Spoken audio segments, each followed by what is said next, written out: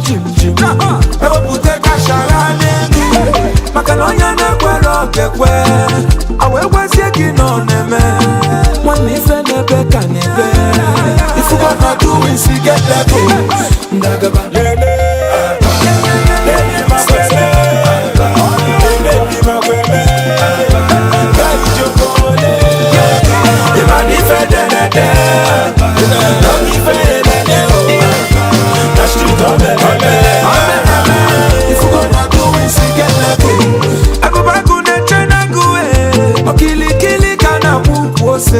yeah, yo, we got like you and you.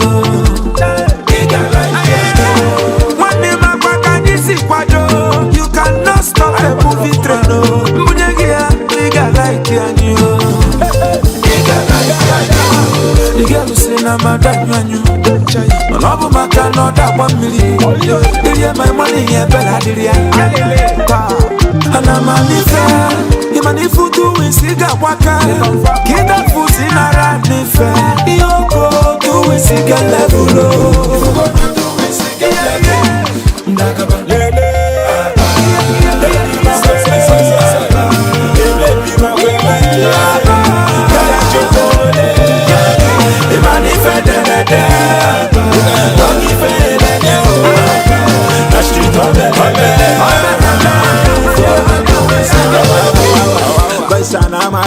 open up because see your baby, see some now. When I got that mama, my belly say nana. You could believe when I toss can I cause I'm a carpenter. I feel it before the Nigeria. I walk your boutique and no more than for this year. The boys will be beef and we are on a top. And I said, no, no, for my atonato. I should know you're gonna do. You go down to big it. No one levels to this. I can let you kuna hustle and match up with it. Only for teacher from everywhere, no age when I wear. And do age go for bego, or age about where we die. Kill the doings. Just in the good doings. Or the fan and movies. Conscious social doings. I sign all of my doings. So I'm called Boa Muzibi's. The convoy that we're moving. Conscious social doings.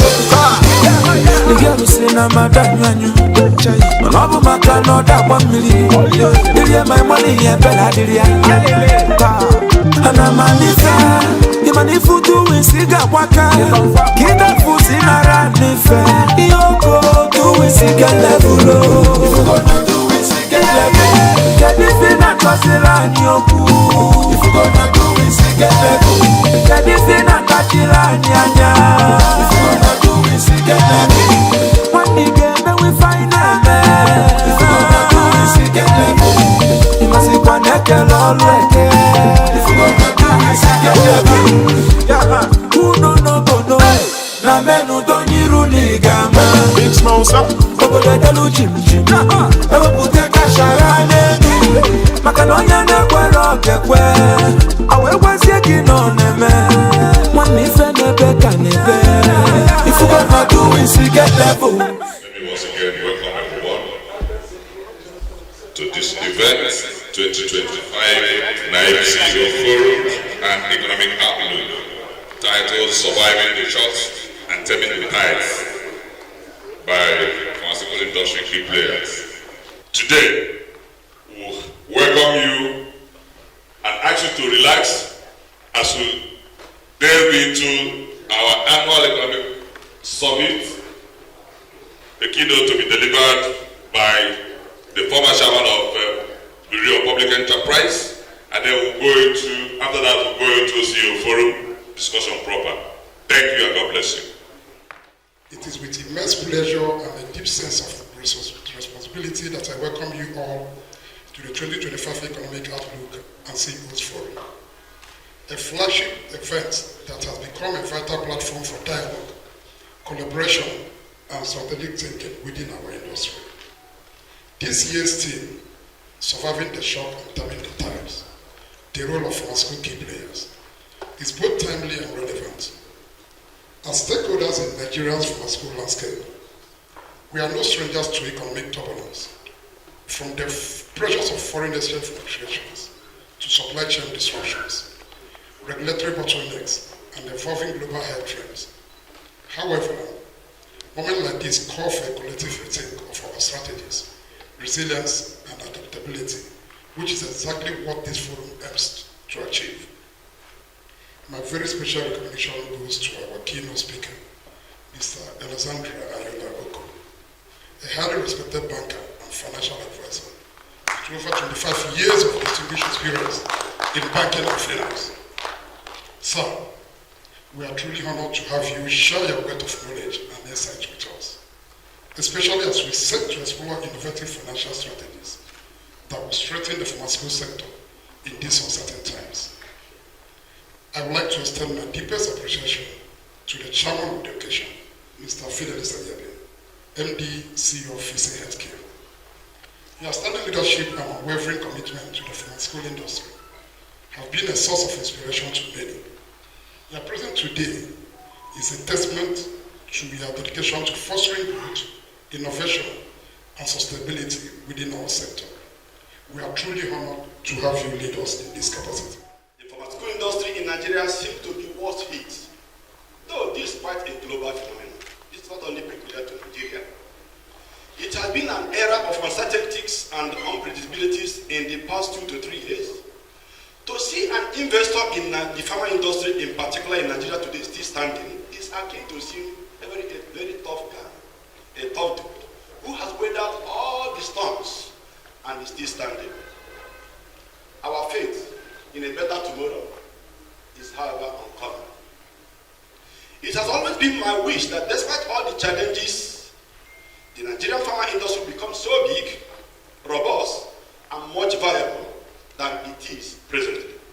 It is in the light of this that I and my administration always take the annual economic outlook meetings with CEOs Forum seriously and ensure that immense attention is given to it.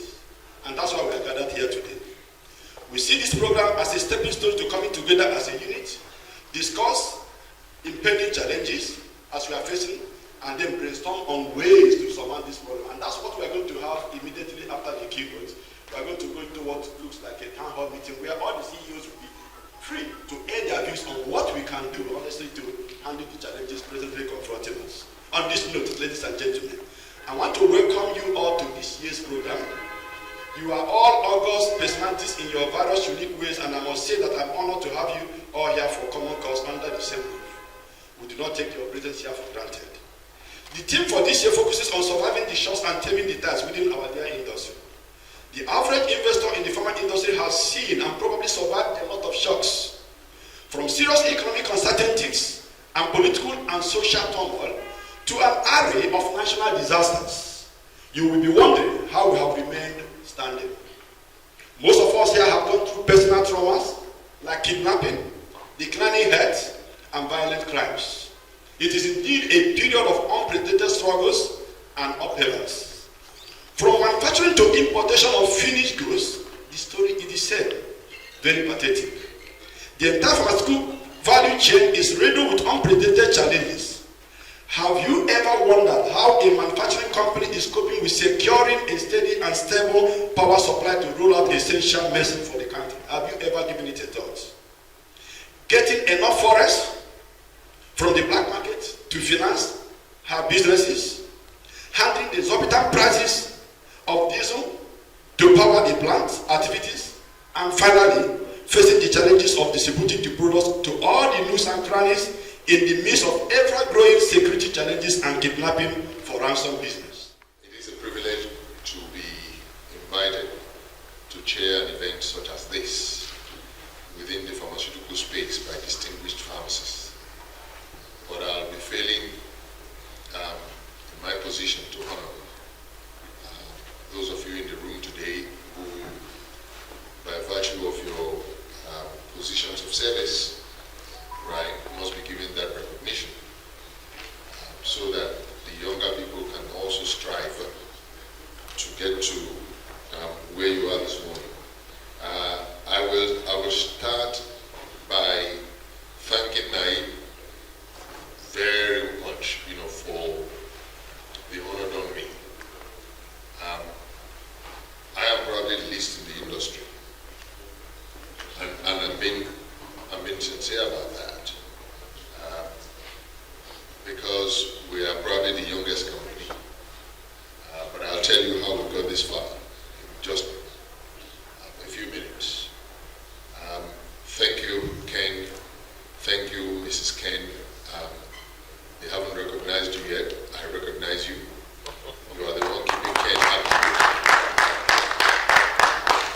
thank you for being with us, this morning. And now you see so many friends of Ken to whom you can report him when he misbehaves at home. Welcome, madam. The president of PSN, the only Alhaji farm, Tanko Ayuba. There are no two Tanko Ayubas in Nigeria. Every other one is fake. Thank you very much, sir, for finding time to come all the way from Kano, Kaduna, or Maduguri, to grace this occasion and also support us with your weight, because you carry the entire goodwill of PSN in Nigeria and probably worldwide as they exist in Nigeria to this meeting. So we are honored, to have you, sir. Thank you very much. Pharmacies, we are proud of pharmacy. We never saw the glorious PSN. Pharmaceutical Society of Nigeria has made of honor we join hands for pharmacy. We are the industry. We are the retailing. We are the retailing. We are the wholesaling. We are the manufacturing industry. You represent the face of pharmacy, especially with the economic activities and government. When government is talking about pharmacy, they don't talk about pharmacists in the hospital or pharmacists in the community. They talk about the people that bring in money. So you are the ones government like to draw near. So you are representing us whenever it comes to government, and want to believe with what the president has done or executive order he has given for the industry to be encouraged. We hope we will join you to advocate for those things he has said to be given or to be implemented, so that you will be encouraged to do more. NAIP is thinking ahead and therefore decided to hold economic outlook so that they can project, they can analyze what is happening now and project what will happen in the future for the economy or the pharmaceutical industry. Because you can't just be operating and not analyzing what you are doing and where you are going. So it's an apt topic, and I wish NAIP a very successful economic summit, and I wish the CEOs a very fruitful meeting, so that whatever it is you come out with after the meeting shall be to the benefit and progress of pharmacy. I wish you the best of luck, and I wish NAIP a very successful outing. And as you say you are bowing out, may you be remembered for all the good things you have done for NAIP. Nigeria's economy faces significant hurdles as we progress into this year. The World Bank projected our GDP to grow at 2.9%, trailing behind sub-Saharan Africa's 3.8% average. Inflation remains stubbornly high at 23% as at the end of quarter one, 2025, driven by currency volatility, fuel subsidy reforms, and persistent food supply bottlenecks. While the Naira continues to depreciate, currently trading around 1,570 to the dollar on the parallel market, further exacerbating input costs for pharmaceutical manufacturers who rely on imported active pharmaceutical ingredients and machinery for their operations. While the Central Bank of Nigeria had initially projected 4.17% as the GDP growth rate, Recent economic data suggests that fiscal pressures and mounting debt servicing obligations may negate this expectation. Now, what are these fiscal and policy headwinds? Nigeria's public debt has surpassed 150 trillion naira, with 98% of federal revenue being consumed by debt servicing. This leaves, of course, very little fiscal space for investment in critical infrastructure required to stimulate local production, market competitiveness, and industrial growth. The CBN's strategy to tame the unwieldy inflation through the tightening of monetary policy by raising the monetary policy rate to 27.5% recently has further restricted access to affordable credit for pharmaceutical manufacturers, thereby slowing expansion, research and development, and innovation. The 2025 national budget, set at 54.9 trillion naira, that's around $36 billion, assumes an oil price of $75 per barrel and a production target of 2 million barrels per day.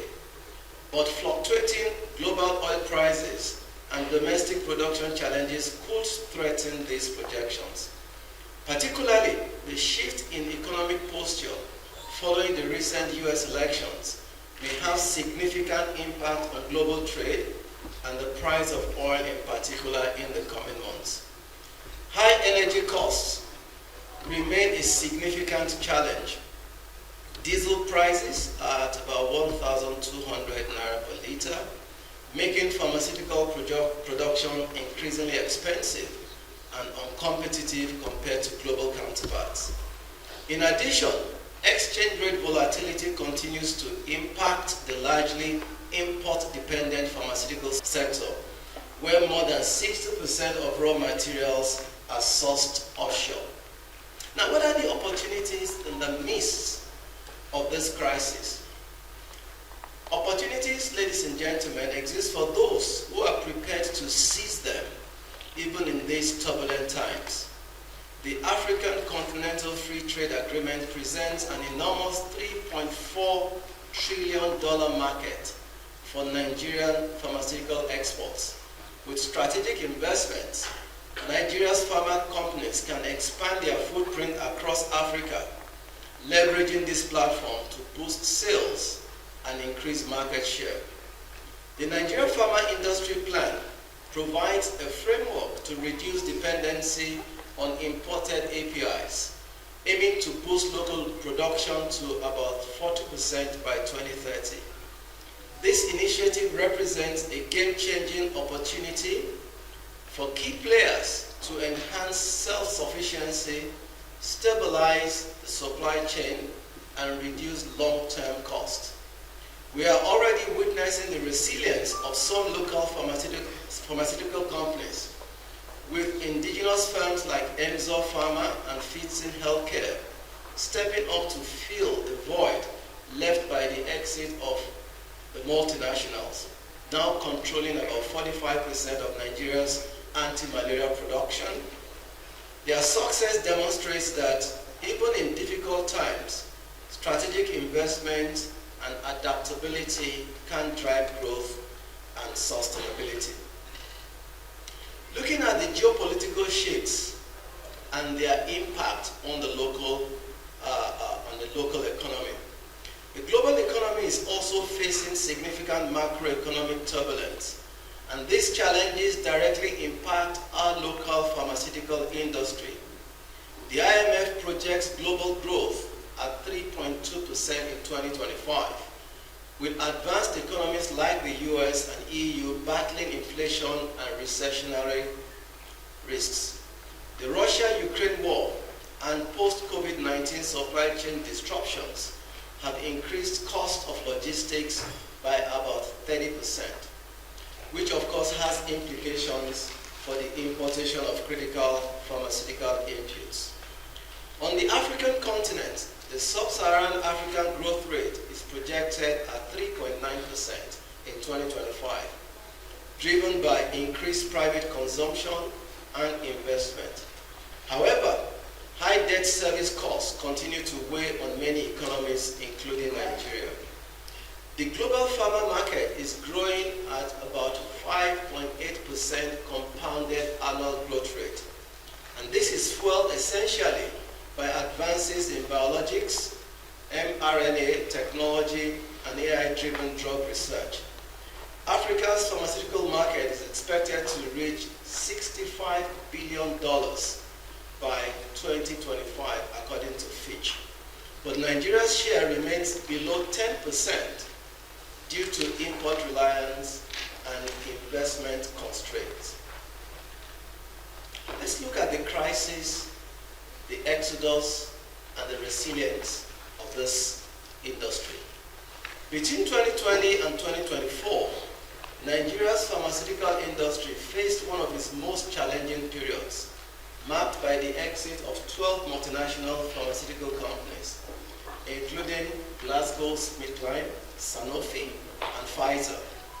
These departures were driven by a combination of economic instability, regulatory bottlenecks, and operational inefficiencies, exacerbating the country's reliance on imported medicine.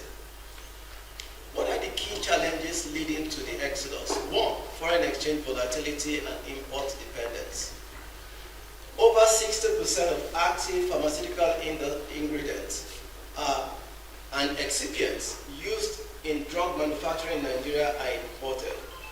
The persistent depreciation of the naira, coupled with acute dollar shortages, led to skyrocketing costs of production, making operations unsustainable for multinational firms with strict global pricing structures. The Central Bank of Nigeria's multiple exchange rate regime created uncertainties as well in the foreign exchange market, further compounding the difficulties of importers and pharmaceutical companies with significant reliance on the global supply chain. 2, regulatory hurdles and policy inconsistencies. Delays in NAFDAC approvals for drug registrations and production lines meant that companies often faced months or sometimes years of bottlenecks before receiving necessary clearances. Now we there, yeah. It's a couple of bullion, now we there, yeah. Messi was in the weekend, now we there, yeah. If you got the pump for I need you, but talk on the no love for man. You know got no choice. If you got the package, I need you, but talk on the belly. Security confirm, the man who do not you know, the man I mess with, but talk on the kafane, the man I'm dead, and I'm dead. I hope you want to make it go. I don't share with you, I'm on you. I'm not those who are right, I'm on you. I'm on the till all right, I'm on you. I'm done one day. As you all know, India and Nigeria has a very strong pharmaceutical relationship. And maybe I can say that is the bedrock of our bilateral relationship. We have been a consistent supplier to Nigeria, and apart from that, we have contributed a lot to the pharmaceutical industry as an Indian community, be it by trading, be it by manufacturing, or be it by any other way you can comprehend. Even in the manufacturing sector, even the engineering goods like the technology we were just seeing, we have contributed to that. I am very happy with that. And there has been a global thinking after the COVID that there should be local production of pharmaceutical. Because pharmaceutical is not just a business. It's a life-saving effort. And it has to be pure and it has to be saving lives. That is important. So it is slightly beyond the business. And we have to be that literate and that sensitive towards this idea of business. You all know that it is time sensitive because when you import and the timing, so the systems have to be perfect in this matter so that the pharmaceutical products doesn't go waste. Because if it is not utilized, it could have saved somebody else. It would have helped somebody else. So we should make policies and priorities according to this thinking in mind, that the container at the airport, which is lying, can save lives. And it is important to expeditiously clear it. So with this, I am a big supporter of local manufacturing, and India stands shoulder to shoulder of Nigeria in developing that pharmaceutical manufacturing locally. As we gather here today, I want to acknowledge and celebrate National Association of Industrial Pharmacies, NAIP, and other key players in the pharmaceutical industry for their resilience, determination, unwavering commitment to excellence in ensuring that the Nigerian citizens have access to affordable, safe and efficacious medicines. The theme of this year's Economic Outlook and CEOs Forum, Surviving the Shocks and Taming the Tides by Pharmaceutical Industry Players, is apt. Especially now that the pharmaceutical industry is marked by several twists and turns. You have indeed shown remarkable strength in surviving the shocks and taming the tides. Your tireless efforts, innovative spirit, and collaborative mindset have enabled you to navigate the complexities and challenges of the industry. It is our belief that with the surge in the demand for locally produced medicines, improved foreign exchange stability, reduced inflation, and a more favorable business environment, the economic outlook for the pharma industry will be brighter. On this note, I want to employ all the key industry players to continue to push boundaries, drive growth, foster innovation, and make a meaningful impact in the pharmaceutical landscape. I want to assure you that the Pharmacy Council of Nigeria will continue to partner with you to support the growth of the industry. On behalf of the registrar once more, I wish you successful deliberations. Thank you and God bless. The guest speaker has made my job easy. The good message is already said. But before I say that, I want to appreciate the collaboration that has been existing between NAFDAC and NAIP. And we want to solicit for more so that we can jointly strengthen the regulatory landscape. The message here is local manufacturing. And I will want to implore everybody in this room, all the investors, to please key into it. The agency is committed to local manufacturing, and that is it. So we appreciate the resilience of the existing manufacturer, and let me say here, we are overwhelmed. I can see a lot of applicants here that we have approved their layout, design, and everything. The next thing, even some are already constructing. Why are you being left behind? So join the trade. We are here to support you. We are here to give you everything along the line. But please bear in mind compliance. Compliance is very key so that we can be able to reduce that time lag that the guest speaker was talking about. Once we comply, what are we looking for? Because we are not only soliciting for local manufacturing of anything, but good quality drug products. So on this note, I want to wish everybody happy deliberation. Good afternoon. I came to present my members who are in NAIP. And today, we'll be told about resilience, surviving the economic tides in Nigeria. As I was coming before the ceremony, I remember I was a CEO, and I know in CEO meetings they wear suits. So I tried to get one of my old suits I bought 10 years ago. You can see it's not fitting my stomach anymore. Because I have to look like a CEO.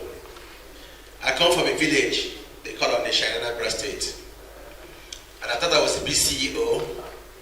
But when I saw that CEO in this hall, I was humbled.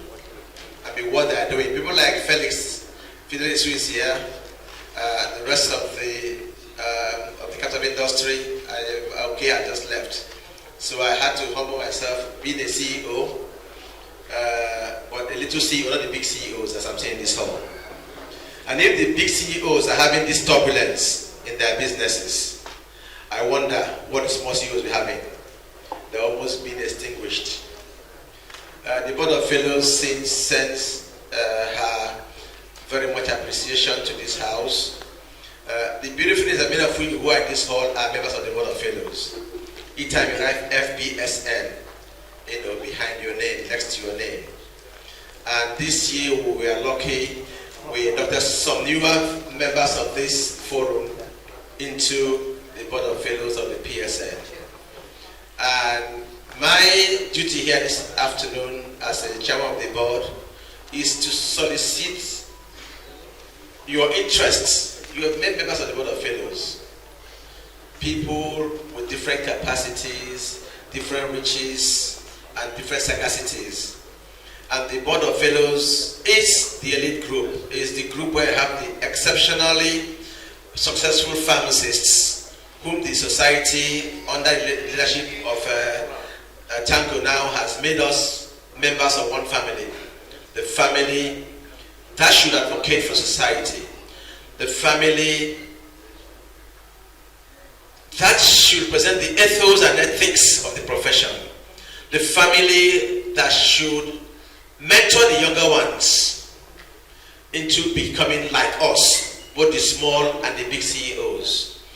And so I'll ask you to join me in this journey as we go out to get the younger people to have satisfaction as pharmacists. I think it is only appropriate. I'm an advocate for wellness and self-care. We cannot continue to sit for so long. Can we stand up and stretch? Thank you. Can we stand up? Stretch your hands up. Twist to the right, to the left.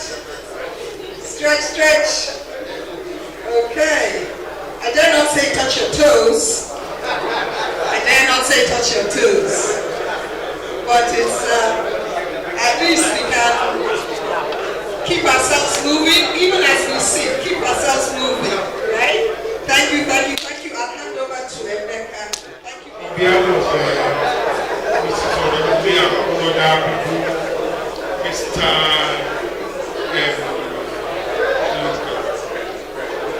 Eke, I want to thank all of you for coming for this occasion, and I wish you a pharmacy survival. I extend my heartfelt greetings to the Association of Industrial Pharmacists, NAIP, on this occasion of the Economic Outlook and CEO Forum 2025. This gathering is a crucial platform for industry leaders to engage in insightful discussion on the evolving economic landscape and its impacts on pharmaceutical manufacturing and healthcare delivery. As we navigate the challenges and opportunities in Nigerian pharmaceutical sectors, collaboration between the industry and community pharmacists remain vital in ensuring medicine security, innovations, and sustainable growth. I commend NAIP for fostering strategic dialogues that will drive policies, investments, and innovation for a stronger pharmaceutical industry. I wish you a successful and impactful discussion at this important occasion. Thank you and God bless. I bring you greetings from the Association of Pharmacists in Academia, NAPA. As you all know, NAPA and NAIP have come a long way. We have been collaborating together. We have been working together. And of course, this should be expected. We transform what is done in the university setting into the industrial setting. So it's more of a public-private or industry-academia partnership. And so far, so good. And I believe that working together, we can advance this partnership. We can continue to advance our collaborations together. This afternoon, what I've seen in this hall is mind-blowing. Under one roof, we're seeing the who is who in the industry. It's not every day we see this cream of people in one hall. So I count myself privileged to be here, to partner with you, to work with you, to learn from you, and to learn from each other as a matter of fact. I want to commend my brother, Professor Ken Onwebu, for putting this together, and I pray that going forward, we'll continue to have a stronger partnership with NAIP. On that note, I want to say greetings from all the pharmacists in academia nationwide and even in the diaspora. I want to wish you well and pray that in spite of the economy, we will see make progress, we will make advancements, and we'll come up with new molecules, we'll come up with things that will advance healthcare in Nigeria and beyond. For me, and for us in the hub, it is indeed an honor to be part of this occasion. It is indeed an honor to be part of this occasion. I want to extend our gratitude to the organizers of this event for extending this invitation to us to be part of this occasion. I heartily felicitate with you on this occasion of the 2025 CEOs Forum. I'd like to personally acknowledge the outstanding contributions each of you makes to drive the nation's economic growth. Your relentless commitment to excellence despite the challenging business environment is indeed commendable. The symbiotic relationship between hospital pharmacists and industrial pharmacists is crucial to achieving our common goals. The imperative of collaboration cannot be overemphasized, especially as we seek to institutionalize the regulatory framework that will drive the operations of the drug revolving fund scheme. By so doing, we hope that we will also be partnering with you and supporting you to enable you to survive the shocks and tame the tides of the business environment. On this note, I want to bring you warm felicitations once again and to ask God to continue to sustain your efforts and all your undertakings. Thank you and God bless you. I bring greetings from the National Chairman of the Association of Lady Pharmacists, Scholastica, Netherlands, and all the executive members and members of the association. We want to felicitate with the Association of Industrial Pharmacists on the 2025 Economic Outlook and CEOs Forum, themed Surviving the Shocks and Taming the Tides by Pharmaceutical Industry Key Players. Want to wish them a successful and impactful celebration. Thank you very much.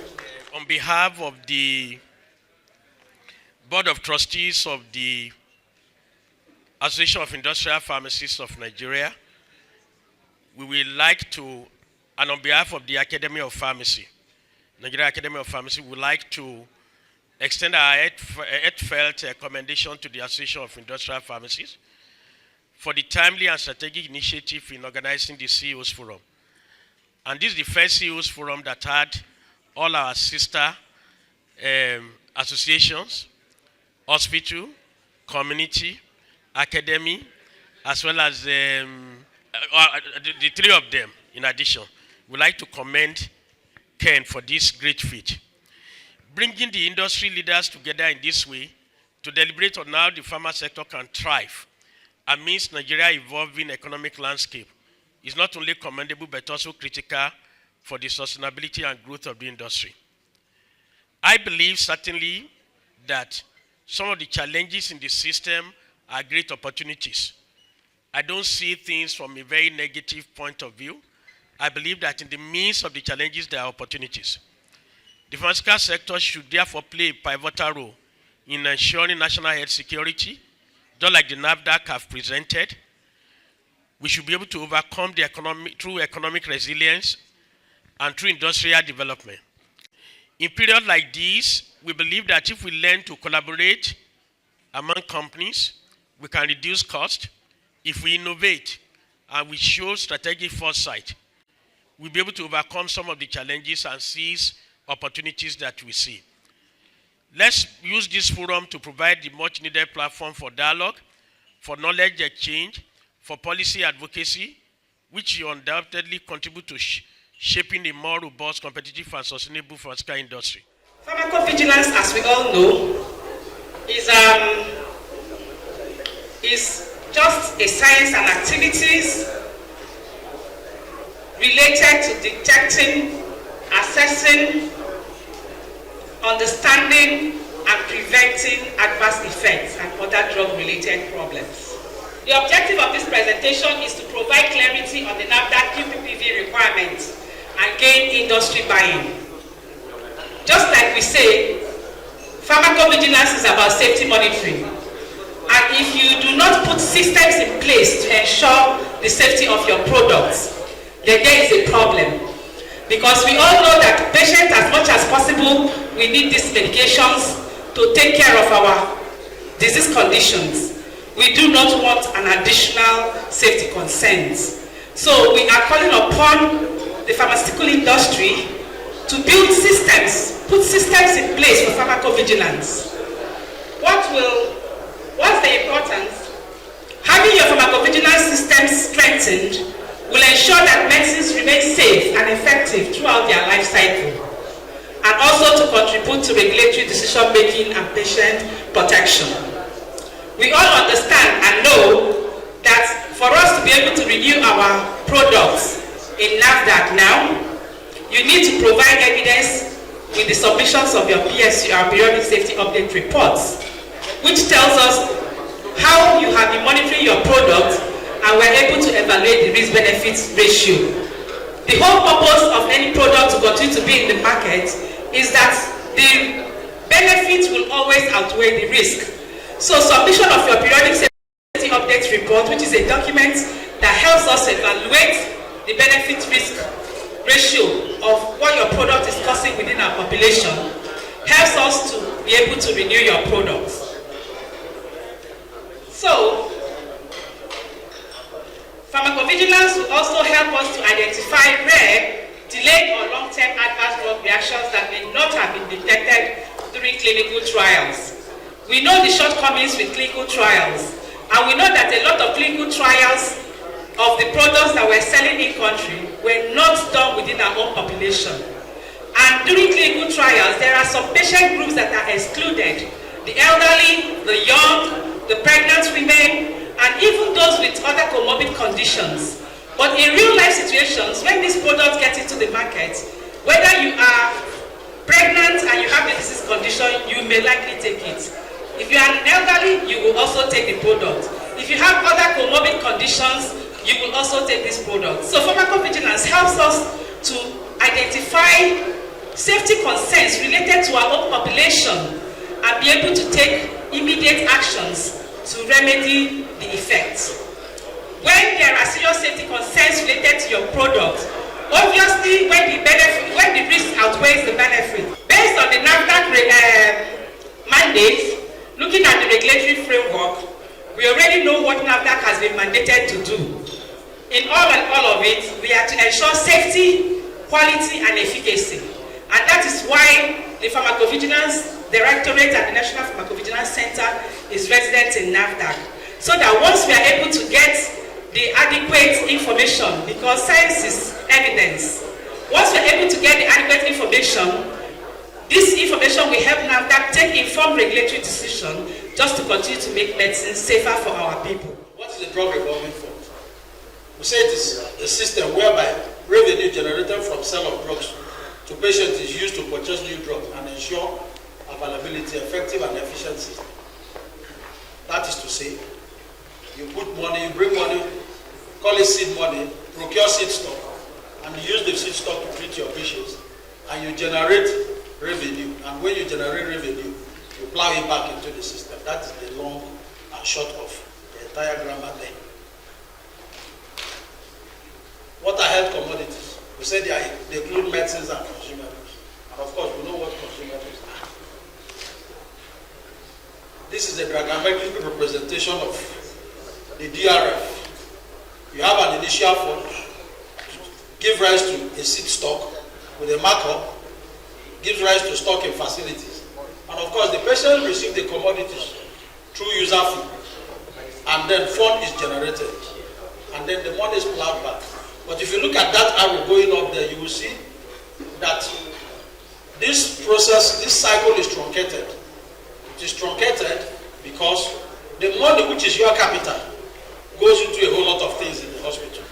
Electricity bill, accreditation exercise, tours and travels by CEOs and other principal officers of the institution, routine maintenance, public relations activities, and so on and so forth. At the end of the day, you have a situation where the fund is decapitalized, resulting into huge debt to the pharma industry.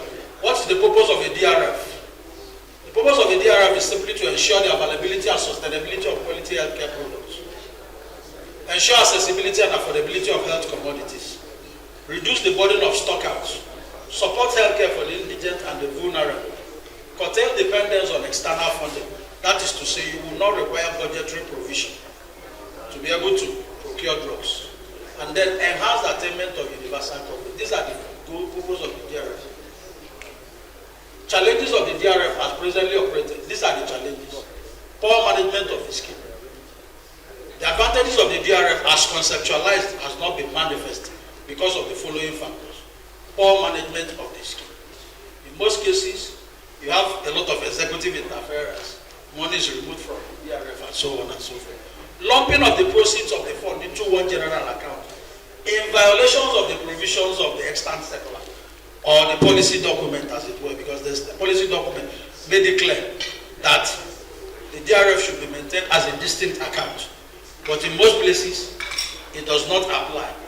Even when they want to apply the Treasury single account circular, they apply it in breach of the provisions of the circular, which says that you should have a distinct account for the DRF. Of course, misapplications through misappropriation of the fund, like I earlier highlighted, executive interference, non-existent regulatory regime, manifested in the absence of sanctions for non-adherence to lay down rule procedure and rules. And that is what has given rise to what we are discussing today. What are the consequences of this dysfunctional system?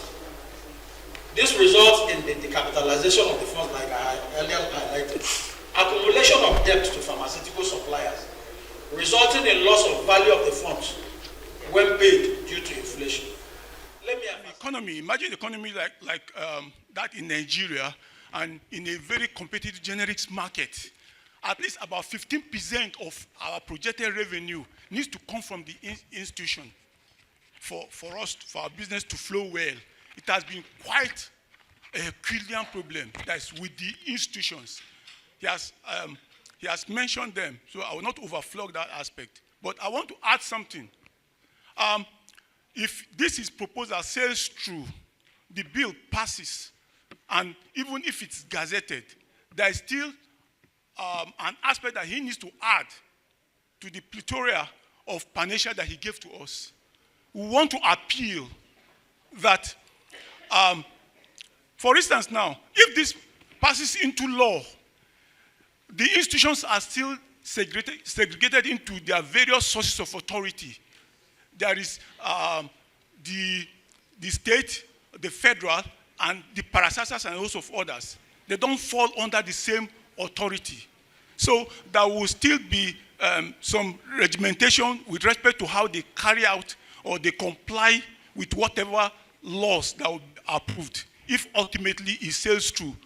So I want to appeal to the national chairman that is there a way that his association, which now serves as the common denominator of all the various organs and their sources of authority, to come together and then harmonize issues in such a way that there's a common approach to the payment of pharmaceutical suppliers to those institutions.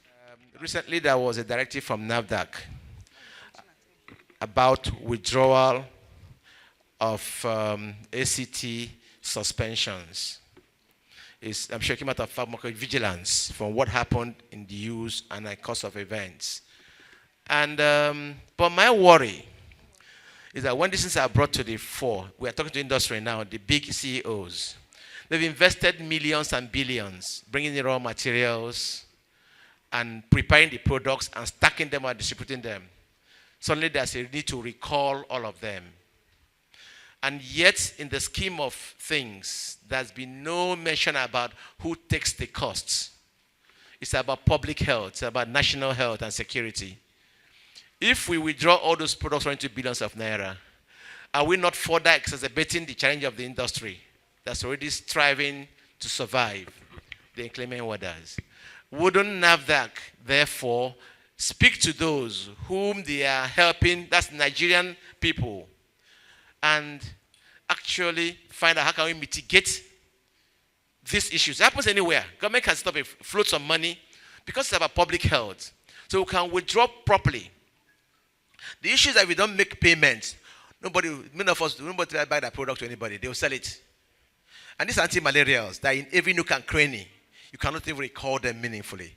But if the person who has that product on his shelf is guaranteed a return for what expenditure, he will gladly submit it to whatever and get his money back. So in pharmacovigilance, in designing programs, and it gives me another word about communication. This thing was as a result of years of study. At the point that I should have said, manufacturers, a meeting with them, like here, please, could you suspend manufacture of these products? We are seeing a problem somewhere. But now they continue suddenly overnight. That's boom. Stop producing, recall. That's my worry as a small CEO. Thank you. Before joining the academia, I worked in a hospital setting. And I saw firsthand the challenges faced by pharmacists in the hospital when it comes to out-of-stock syndrome.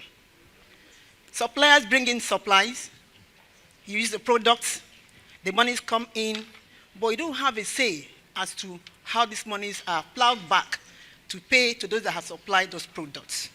So it's a case of monkey they walk and baboon they chop. And I recall that in my own institution then in the UPTH, Port Harcourt, Mr. Port Harcourt Teaching Hospital, the DPS, or the head of pharmacy, despite making all the money for the DRF, was not even a signatory to the account of DRF.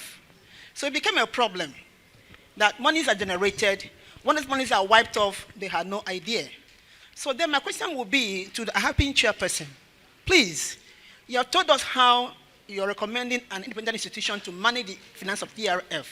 Is there a way you can have those who generate the monies be a part of that financing infrastructure? What I will call an exercise of caution, and also to look at what is actually happening in the country now, and tamper justice with mercy. I'm speaking in my capacity as the National Chairman of Industrial Pharmacies. Feedback comes almost every day. Our companies, our industrial pharmacies are going through hell, which you have already expressed here. If it is not BEB, buyer equivalence, buyer availability, we are talking about GMP inspection fee. Or the latest now is that, which we are here now, we don't know whether it is true or not. If you are paid for GMP inspection and there has not been any fiscal inspection, that your product will not be renewed. So you find that in the industry for the past 1 or 2 years, coupled with the economy that is going crazy, honestly, many companies are finding it tough to exist. I visited one of our Indian friends yesterday, and immediately what greeted me was the empty warehouse. And I was surprised. This was a warehouse I visited about 2 years ago. Everywhere was full, but there was nothing except empty pallets. And this guy was lamenting. He had not imported anything in the last 2 years. Now, when you put all these things together, and every time, honestly, what we hear or what we get are more stringent conditions, you ask the question, what place do we have as below average or moderate investors?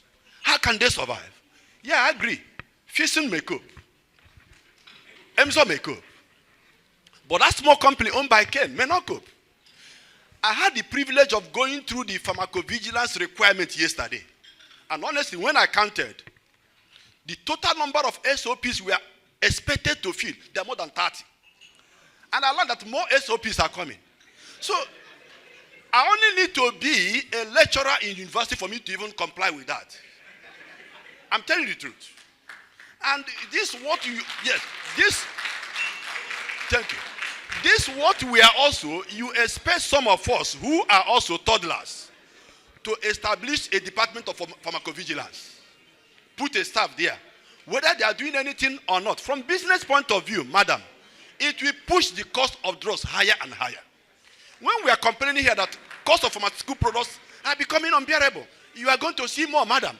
Because a typical businessman, everything you have asked me to pay, there was one. My pharmacist is here, superintendent pharmacist. We opened one of those, what do I call it?